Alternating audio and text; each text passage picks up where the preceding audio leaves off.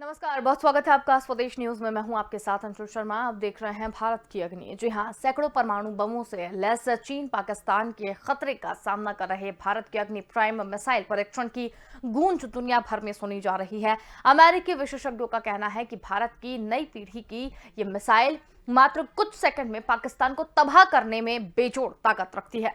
उन्होंने कहा कि इस मिसाइल की सबसे बड़ी खासियत इसका कनस्तर के अंदर बंद होना है। टीन के डिब्बे में बंद होने की वजह से इस मिसाइल में परमाणु बम को फिट करने में लगने वाला ज्यादा समय नहीं लगता है और भारत बहुत जल्द भीषण हमला करने में सक्षम हो गया है। फेडरेशन ऑफ अमेरिकन साइंटिस्ट की ताजा रिपोर्ट में अग्नि-पी की खासियत के बारे में यह बताया गया है कि इसमें कहा गया है कि अग्नि-पी मिसाइल के अंदर अग्नि 4 और अग्नि 5 की तकनीकों को शामिल किया गया है। इसमें नए रॉकेट मोटर्स, नेविगेशन सिस्टम और अन्य उपकरणों को भी लगाया गया है। यह मिसाइल अब अग्नि 1 मिसाइल की जगह लेगी और उसमें लगाया गया लॉन्चर इसे आसानी से एक जगह से दूसरी जगह पर ले जा सकता है। ऐसी भी खबरें हैं कि अग्नि पी और अग्नि 5 मिसाइल एक साथ कई परमाणु बम गिराने में सक्षम है। हालांकि अभी इसकी आधिकारिक पुष्टि नहीं हुई है। वहीं अमेरिकी वैज्ञानिकों ने कहा है कि कनस्तर में सील बंद होने की वजह से अग्नि-पी मिसाइल एक जगह से दूसरी जगह पर ले जाए जा सकते हैं। एक जगह से दूसरी जगह पर ले जाते समय वातावरण के प्रभाव में भी ये नहीं आते हैं और इस संस्करण में परमाणु बम को मिसाइल के अंदर ही लगाकर देखा जाता रहा है। इस संकट के समय में भारत मात्र कुछ सेकंड में ही दुश्मन के खिलाफ परमाणु बम से पलटवार कर सकता है। रक्षा विशेषज्ञों का कहना है कि भारत ने इस मिसाइल को पाकिस्तान को लक्ष्य करके बनाया है और वैज्ञानिकों ने बताया है कि अगर परमाणु बम को कनस्तर में बंद मिसाइलों के अंदर फिट करके रखा जाता है तो इससे परमाणु संकट के समय दुश्मन के लिए पकड़ पाना आसान नहीं होगा। उन्होंने ये भी कहा कि भारत अब बहुत कम समय में जवाबी हमला कर सकता है। भारत के पास नई अग्नि 5 मिसाइल है जो कि 5000 किलोमीटर की मार कर सकती है। यह मिसाइल कनस्तर से लैस है और उसी को अब अग्नि-पी में फिट किया गया है।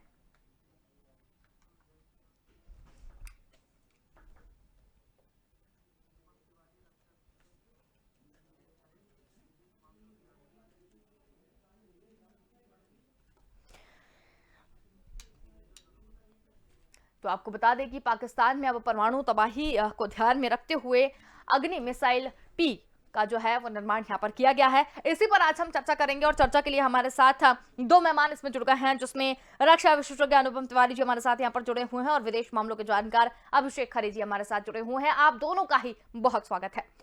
अनुपम सर, आपसे जानना चाहेंगे, अगर देखा जाए अग्नि-पी मिसाइल के बारे में, हालांकि बहुत सारी जो चीजें हैं वो उसमें बताई गई हैं, लेकिन एक बात निकलकर ये सामने आई है कि पाकिस्तान को ध्यान में रखकर इसका निर्माण किया गया है। कहीं ना कहीं एक बात जो है वो निकलकर सामने आ रही है, तो आपके दृष्टिकोण से आप इसे कैसे देखते हैं?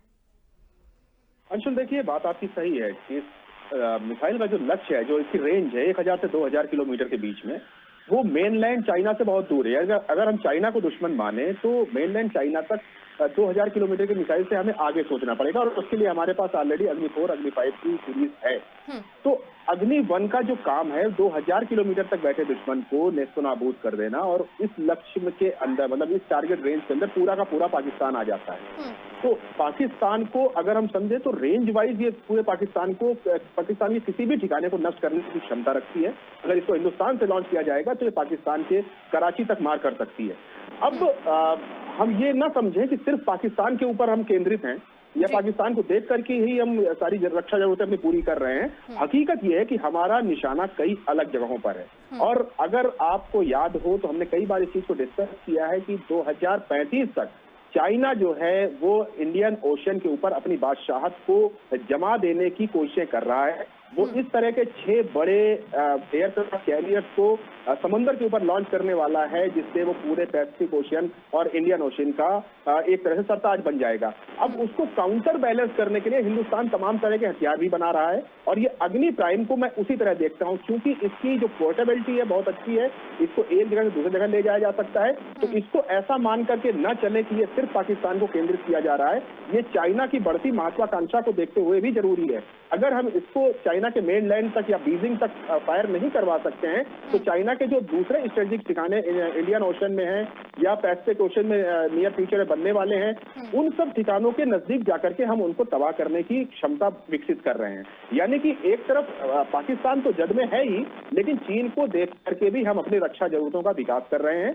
और अग्नि प्राइम जिसकी जिस तरह से एक्यूरेसी और जिस तरह से इसकी मैनेजेबिलिटी के बारे में चर्चा की जा रही है कि ये 100% एक्यूरेसी के साथ अपने टारगेट को हिट करती है, उस लिहाज से ये पाकिस्तान के साथ साथ चाइना के लिए भी एक संदेश है कि भारत अपने आप को काउंटर बैलेंस की स्थिति में धीरे धीरे करके सही लेकिन ला जरूर रहा है।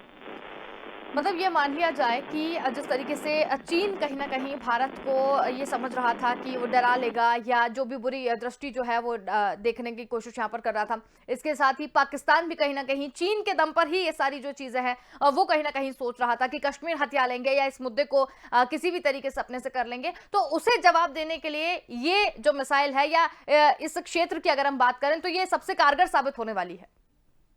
निसंदेह देखिए अंशुल, हर एक मिसाइल का एक अपना टारगेट सेक्शन होता है। अब वो इसकी रेंज पे और इसकी पेलोड कैरी करने की क्षमता के ऊपर निर्धारित करता है। अब हमारी अग्नि पी मिसाइल जो है वो 2000 किलोमीटर तक मार करती है और वो 1500 से लेकर के 3000 या इसको 5000 किलोग्राम वॉरहेड को कैरी करने की क्षमता के हिसाब से विकसित किया जा रहा है। यानी कि इंटरमीडिएट डिस्टेंस पर ये बहुत ही घातक प्रहार करने वाली है। उस जिस क्षेत्र में ये गिरेगी उस पूरे क्षेत्र को जमींदोज कर देने की क्षमता रखती है।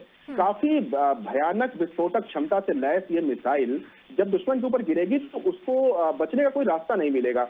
अब इसको अब पाकिस्तान और चीन के दृष्टिकोण से अगर देखें तो जो 2000 किलोमीटर इसकी रेंज है वो पूरे पाकिस्तान को अपने जद में ले रही है और चाइना के मेनलैंड से भी काफी बड़े हिस्से को नुकसान पहुंचा रही है। हालांकि उनकी राजधानी तक पहुंचाने के लिए अभी इसकी क्षमता वहां तक नहीं पहुंची, यानी चीन की राजधानी बीजिंग अभी हमारे इस पर्टिकुलर मिसाइल की रेंज से बाहर है। लेकिन जैसा मैंने कहा था, भविष्य में जो चीन की जो बढ़ती हुई शक्तियां हैं, जो चीन की बढ़ती हुई महत्वाकांक्षाएं हैं, उनको ध्यान में रख करके ये टारगेट ये मिसाइल विकसित करी जा रही है। और ये मिसाइल आगे चल करके लैंड से समुद्र के ऊपर वार करने में भी क्षमता दिखाएगी आपको, क्योंकि इसकी जो पोर्टेबिलिटी है वो बहुत कमाल की है। इसको आप कहीं से कहीं भी ले जा सकते हैं। आपने अपने कार्यक्रम में शुरुआत में बताया था, वो जो कनस्टर वाला जो थीम है इसका वो बहुत ही काबिले तारीफ है। बिना वायुमंडल के संपर्क में आए आप इतने बड़े मिसाइल सिस्टम को एक जगह से दूसरी जगह से कैरी कर ले जाते हैं, ये बहुत ही कमाल की बात है। तो इससे आप अपना डिफेंस भी मजबूत करते हैं और इससे अपना अटैक भी मजबूत करते हैं। तो स्ट्रेटेजिक रूप से इसकी इंपॉर्टेंस बहुत ज्यादा बढ़ जाती है और भारत की तात्कालिक जरूरतों से ज्यादा ये भारत के फ्यूचर में आने वाली जरूरतों को देख करके इस मिसाइल को बनाया गया है। बिल्कुल अनुपम जी, बहुत ही अच्छी जानकारी आपने यहाँ पर दी है। हमारे साथ विदेश मामलों के जानकार अभिषेक खरे जी भी जुड़े हुए हैं। अभिषेक जी, आपसे जानना चाहेंगे ये जो अग्नि जो है मिसाइल और उसके बाद में जिस तरीके की चीजें अनुपम जी से हमने जानी चाहिए, लेकिन आपके दृष्टिकोण से सवाल मेरा भी आपसे यही है, आपके दृष्टिकोण से आप इसे कैसे देखते हैं? देखिए, सबसे पहली चीज ये है कि मैं इस बारे में मिसाइल प्रोग्राम के बारे में एक कथन का जिक्र करूंगा। हमारे जो मिसाइल मैन हैं, हमारे पूर्व राष्ट्रपति हैं डॉक्टर एपीजे अब्दुल कलाम जी, वो जब उन्होंने एक बार अमेरिका का दौरा किया था तो उस दौरान उस दौरे में उन्होंने एक जो भारतीय राजा हैं टीपू सुल्तान, उनका एक पोस्टर देखा था नासा में। तो उन्होंने पूछा कि ये क्यों लगाया हुआ है आपने पोस्टर, इसके पीछे क्या उद्देश्य है? तो उन्होंने बताया था कि भाई रॉकेट जो बनाए हमने वो सबसे पहले शुरुआती रॉकेट ये टीपू सुल्तान ने ही बनाए थे और हमने उनसे प्रेरणा ली। तो रॉकेट से ही डेवलपमेंट हुआ है कहीं ना कहीं ये मिसाइल प्रोग्राम का, और भारत में ही मतलब टीपू सुल्तान यानी भारतीय राजा, तो भारत में ही रॉकेट सिस्टम का डेवलपमेंट हुआ जिससे मिसाइलें बनी। बाद में फिर जर्मनी ने V2 मिसाइलों का इस्तेमाल किया सेकेंड वर्ल्ड वॉर में। तो देखिए क्या हुआ, सेकेंड वर्ल्ड वॉर से मिसाइल जो हैं वो बहुत ही इंपॉर्टेंट रोल अदा करने लगी किसी भी देश के डिफेंस में, और वही चीज सेम की सेम अभी भी लागू हो रही है। अब मैं बात करूं, अगर ये जो अग्नि सीरीज है ये हमारे यहाँ 90 से स्टार्ट हो गई थी और इसके जो प्रणेता हैं वो निश्चित तौर पर डॉक्टर कलाम ही हैं। उन्हीं के मार्गदर्शन में, उन्हीं के देखरेख में ये सारे प्रोग्राम डेवलप हुए। देखिए, शुरू में हमारा मेनली जो हमारा खतरा था वो पाकिस्तान था। हमने पाकिस्तान को देख के ही सारे ये प्रोग्राम, अपने मिसाइल प्रोग्राम डेवलप किए। लेकिन अब जो हम वर्तमान की बात कर रहे हैं तो यहाँ पर अब खतरा हमारा पाकिस्तान के साथ साथ चाइना भी बहुत बड़ा खतरा हो चुका है। तो चाइना के पास इस समय निश्चित तौर पर भारत से बहुत बेहतर मिसाइल सिस्टम है। ये बात है। तो हमें भी उसको धीरे धीरे काउंटर करना है, उसी की तरह की मिसाइलों की हमें जरूरत है। और आज लगभग चाइना की जो अधिकांश मिसाइल हैं उनकी रेंज में भारत के अधिकांश बड़े इंपॉर्टेंट शहर और लगभग पूरा ही भारत है। तो इसी तरह से हमें भी उस देश को एक थ्रेट में रखने के लिए जरूरी है कि इस तरह की मिसाइलें हम डेवलप करें जो ना सिर्फ इफेक्टिव हों बल्कि वो पूरे कंप्लीट चाइना को अपनी रेंज में रखें। तो मुझे लगता है उस कार्यक्रम के अंतर्गत ये जो अग्नि प्राइम मिसाइल है ये बहुत ही यूजफुल बैलिस्टिक मिसाइल साबित होगी। देखिए, पहली बात तो ये बैलिस्टिक है तो निश्चित तौर पर ये बहुत इफेक्टिव है। और इसके अलावा इसमें एक जो सिस्टम यूज किया गया है टू फेज जो सॉलिड फ्यूल सिस्टम यूज किया गया है, इससे निश्चित तौर पर इसकी काफी अच्छी रेंज हो जाती है। इसके अलावा इसमें इसका वेट कम रखा गया है तो भी ये निश्चित तौर पर इफेक्टिव है।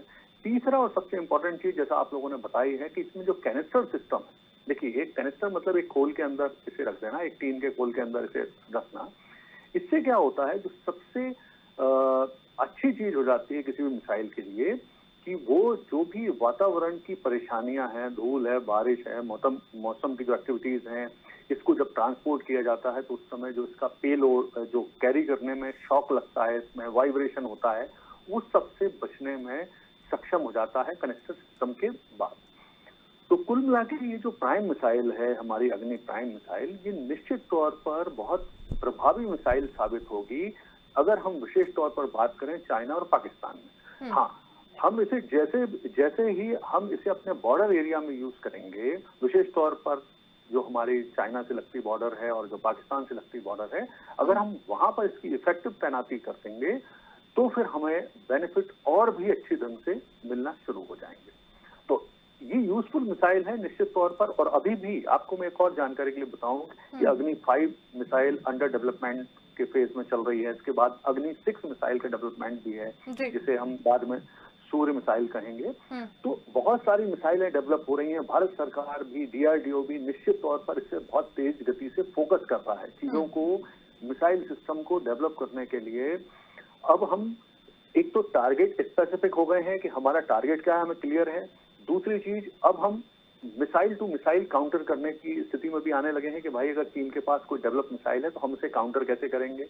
तीसरी, कितनी आसानी से हम न्यूक्लियर वॉरहेड बना सकते हैं, फिट कर सकते हैं, उसे इफेक्टिवली यूज कर सकते हैं। ये सब देखते हुए जो हमारी अग्नि पी मिसाइल यानी प्राइम मिसाइल है वो निश्चित तौर पर मुझे लगता है गेम चेंजर साबित होने वाली है। बिल्कुल।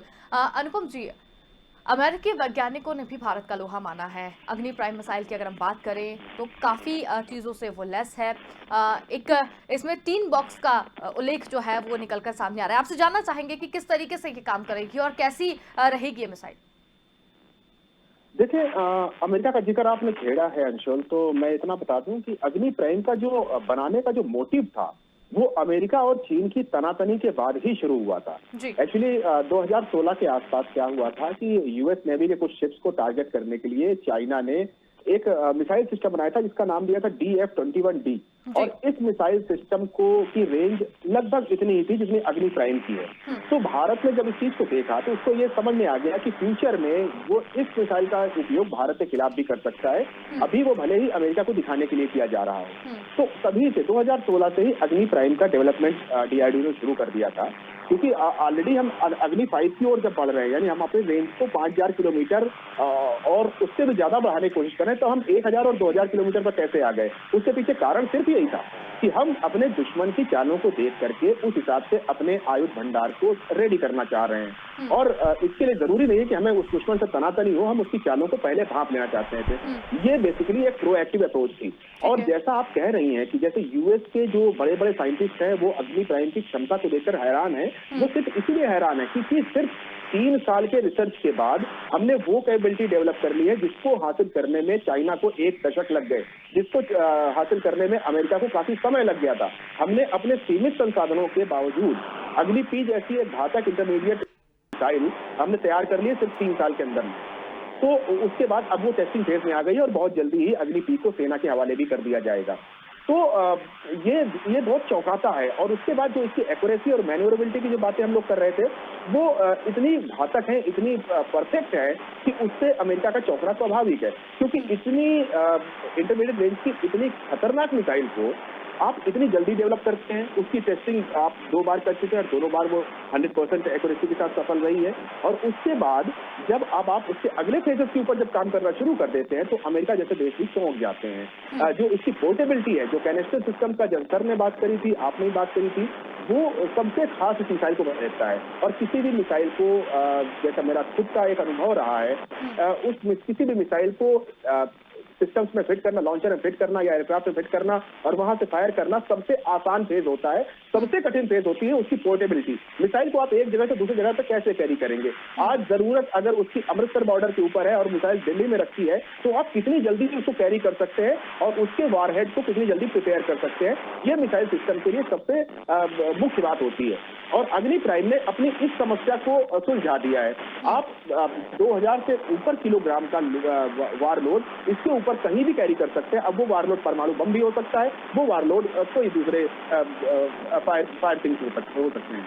तो इसी वजह से ये मिसाइल काफी खतरनाक हो जाती है। और अमेरिकी वैज्ञानिक जब इसका लोहा मान रहे हैं, तो उसके पीछे बहुत ही पुख्ता साइंटिफिक कारण है।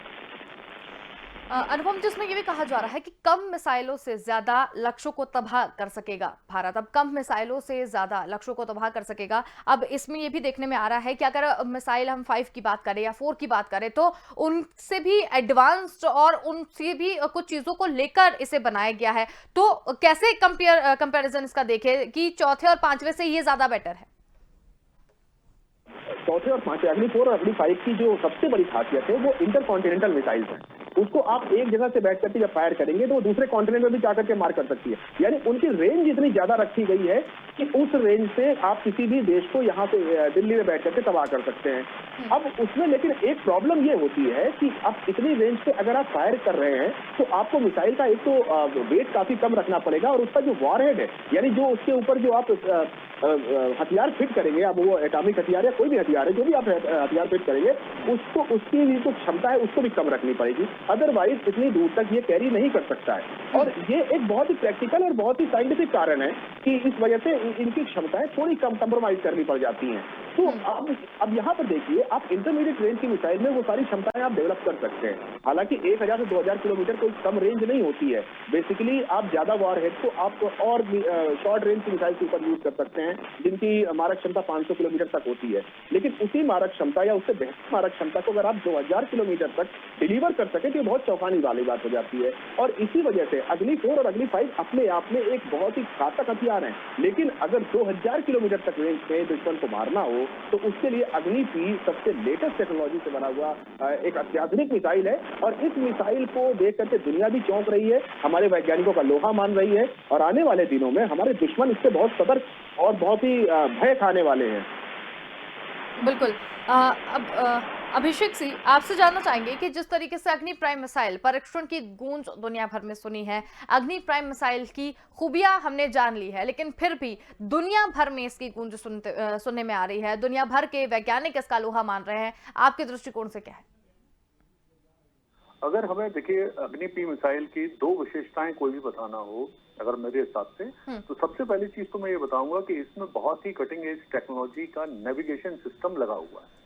और दूसरी चीज, इसमें टारगेट को ढूंढने, उसे हिट करने की जो एक्यूरेसी है, हाई लेवल एक्यूरेसी है, वो इसे बहुत ही घातक, मारक और इफेक्टिव मिसाइल बना देती है। देखिए, कई बार जरूरी नहीं होता है कि आपकी जो मिसाइल हो वो लॉन्ग रेंज हो या इंटरकॉन्टिनेंटल हो। कई बार आपकी ये देखा जाता है कि मिसाइल कितनी इफेक्टिव एक्यूरेसी से अटैक कर सकती है।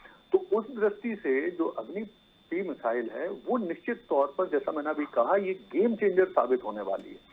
क्योंकि इसके मुकाबले में फिलहाल पाकिस्तान के पास कोई ऐसी मिसाइल नहीं है जो इसका सीधा सीधा मुकाबला कर सके। हाँ, चाइना के पास DF सीरीज की बहुत सारी मिसाइलें हैं और वो अच्छी भी हैं, लेकिन जिस तेज गति से हम उनका काउंटर करते जा रहे हैं, तो आने वाले टाइम में मैं मान के चलता हूं कि लगभग चाइना की हम 70 to 80% जो मिसाइलें हैं उनका काउंटर बना लेंगे। और उसकी शुरुआत में, उसकी ही दिशा में बढ़ते हुए ये जो अग्नि P मिसाइल है, एक बहुत ही अच्छा कदम है। इफेक्टिव कदम है और ये आने वाले टाइम में मुझे लगता है इसमें जैसे जैसे इसके टेस्ट बढ़ेंगे, इसमें नई चीजों को डेवलप किया जाएगा। अभी पेलोड इसका कम रखा गया है, हो सकता है आने वाले टाइम में पेलोड बढ़ा दिया जाए तो ये और भी इफेक्टिव साबित हो जाएगी। बिल्कुल अभिषेक जी, लेकिन जिस तरीके से देखें कि दुश्मन के खिलाफ परमाणु बम से पलटवार करने की यहाँ पर बात की जा रही है, इस मिसाइल की विशेषता भी हमने जान ली है। अनुपम जी, आपसे सवाल है, हालांकि ये सवाल काफी बचकाना साबित हो सकता है, लेकिन फिर भी क्या इस मिसाइल के बाद या जो जिस तरीके से हमारा भारत सैन्य शक्तियों को लेकर बढ़ रहा है, अब चीन और पाकिस्तान को डरने की जरूरत है भारत से? अंशुल, ये बचकाना सवाल नहीं है, ये हालांकि एक बहुत ही खांटी पत्रकार का एक बहुत ही उम्दा प्रश्न है और ये मैं इसलिए कह रहा हूँ क्योंकि ये सब चीजें हमारी जनता को जानना चाहिए। बिल्कुल कि चीन और पाकिस्तान भारत से भय कब खाएंगे, जब भारत उनसे या उनसे ज्यादा क्षमता विकसित कर लेगा। और भारत के अगर सिर्फ मिसाइल प्रोग्राम को हम देखें, भारत का मिसाइल प्रोग्राम आज के दिन में एक के बाद एक तमाम तरह की नई मिसाइल के ऊपर काम कर रहा है और उनकी टेस्टिंग कर रहा है। अब अग्नि प्राइम के बाद हमने प्रलय मिसाइल को भी अभी टेस्ट किया हाल ही में। तो ये सब चीजें दिखाती हैं कि हम लगातार इस क्षेत्र में काम कर रहे हैं और हम किसी को डराने के लिए काम नहीं कर रहे हैं। मैं आपसे दर्शकों को बता दूं, हमारा जो भी मिसाइल प्रोग्राम है शुद्ध रूप से हमारे डिफेंस के लिए है, क्योंकि भारत ने हमेशा ही डिफेंस को ही मजबूत करने की कोशिश करी है। भारत कभी भी नहीं चाहेगा कि वो पाकिस्तान के ऊपर या चाइना के ऊपर या किसी देश के ऊपर मिसाइलों से अटैक कर दे, परमाणु हमला कर दे। भारत इस तरह की कंट्री है ही नहीं। लेकिन भारत अपने खतरों से अपने आप को बचाने के लिए और दुश्मन को यह दिखाने के लिए अगर उसने भारत के ऊपर कोई हिमाकत करी तो भारत उसका मुंहतोड़ जवाब देने में काफी सक्षम हो जाएगा। तो इसके ऊपर भारत लगातार काम कर रहा है और इसी को आज की डेट में प्रोएक्टिव अप्रोच कहते हैं। और भारत जैसे देश को, जो कि आज क्षेत्र में बड़ी शक्ति बन चुका है, पाकिस्तान जैसे देशों की हम बात भले ही करते हैं, हालांकि वास्तविकता में पाकिस्तान के भारत के सामने कम से कम रक्षा मामलों में कोई भी बराबरी नहीं रह गई है। वो चीन के ऊपर बुरी तरह आश्रित है और चीन की वजह से आज वो सस्टेन भी कर रहा है। अगर वो भारत को गिरधर भक्ति देता भी है तो उसके पीछे भी कहीं ना कहीं चीन का ही हाथ होता है। और चीन, हाँ, इसमें कोई शक नहीं है कि चीन भारत से आज विकसित अवस्था में है, उसने टेक्नोलॉजी में काफी सुधार किए हैं और भारत ये नहीं चाहेगा कि कभी चीन से युद्ध की नौबत आए। लेकिन अगर खुदा न खास्ता युद्ध की नौबत आ सकती है तो भारत ये उनको दिखा सकता है कि भारत क्यों है। इसी वजह से भारत अपने डिफेंस को लगातार मजबूत करता जा रहा है। तमाम नई मिसाइल सिस्टम के ऊपर, तमाम नए लॉन्चर के ऊपर, तमाम नए S-400 सिस्टम के ऊपर हम कर रहा है और विदेशों से आयात भी करवा रहा है। आप अगर एयर पावर को देखें तो हम लगातार अपनी एयर पावर बढ़ा रहे हैं। नेवी के ऊपर तमाम बैटल शिप डिस्ट्रॉयर के ऊपर काम हो रहा है, उनको लॉन्च किया जा रहा है, उनको उतारा जा रहा है, उनकी टेस्टिंग करी जा रही है। यानी भारत अपनी सीमाओं को एक अभेद कवच के रूप में तैयार कर लेना चाहता है कि दुश्मन की कभी भी नजर हमारे ऊपर ना आए, गंदी नजर हमारे ऊपर ना आए। और इस अगर नजर आती है, गंदी नजर को जवाब देने में या दुश्मन की आंखें फोड़ने में हमारी क्षमता इस काबिल हो गई है कि दुश्मन कम से कम एक बार हिमाकत करने के बाद दोबारा हमारी तरफ नजर उठा करके ना देखे। बहुत ही अच्छा जवाब आपने यहाँ पर दिया है और मेरी भी आपने एक आंखें खोलने वाला बिल्कुल जो है आपने कहा है कि ये बचकाना सवाल तो नहीं होगा। तो बहुत धन्यवाद, आपने यहाँ पर हमारे साथ इस चर्चा में शामिल हुए। लेकिन फिर भी अभी समय और है, अंतिम टिप्पणी आपसे लेंगे। लेकिन अभिषेक जी से मेरा सवाल है, आपसे जानना चाहेंगे अभिषेक जी कि जिस तरीके से भारत की हम कल्पना कर रहे हैं कि सैन्य शक्तियों में वो आगे जिस तरीके से जा रहा है, आप कैसे देखते हैं, कितना उन्नत हो चुका है पहले से अभी तक में? देखिए, अगर हम भारत की बात करें तो भारत का, अगर हम पिछले 10 साल की बात करें और लगभग 10-15 साल में, तो भारत ने अपनी जो सैन्य जरूरतें हैं, एक तो उन्हें पूरा करने के लिए आर्मी को काफी फ्री हैंड दिया है। पहली बात तो ये। दूसरी चीज ये की है कि न सिर्फ भारत ने अपनी डिफेंस को मजबूत बनाया है, बल्कि चाइना के और पाकिस्तान के मिसाइलों से रक्षा के लिए जैसे हमने S-400 भी परचेज कर लिया है, S-500 की अब इवन बातचीत भी शुरू हो गई है। तो बहुत ज्यादा एडवांस तरीके से हमने अपने डिफेंस सिस्टम को मजबूत करने की कोशिश की। अच्छा, जैसा कि सर ने बताया अभी कि भारत ने अपने डिफेंस में, देखिए, भारत अपने रक्षा सिस्टम को मजबूत करने की कोशिश करता है। हमें किसी देश पर अटैक नहीं करना है। चाइना या पाकिस्तान की तरह हमारा कोई एग्रेसिव नीति नहीं है। बिल्कुल। तो हम अपनी जैसे अपनी रक्षा, भारत की रक्षा को, अपनी बॉर्डर की सिक्योरिटी को मजबूत करते जाएंगे और उसके लिए इफेक्टिव जो तरीका है वो मिसाइल सिस्टम है। बिल्कुल। जैसे जैसे हम और मिसाइल सिस्टम हम डेवलप करें, देखिए अग्नि सीरीज तो है ही हमारे पास, इसके अलावा ब्रह्मोस मिसाइल है भारत की, सूर्य मिसाइल सिस्टम डेवलप हो रही है, आकाश है।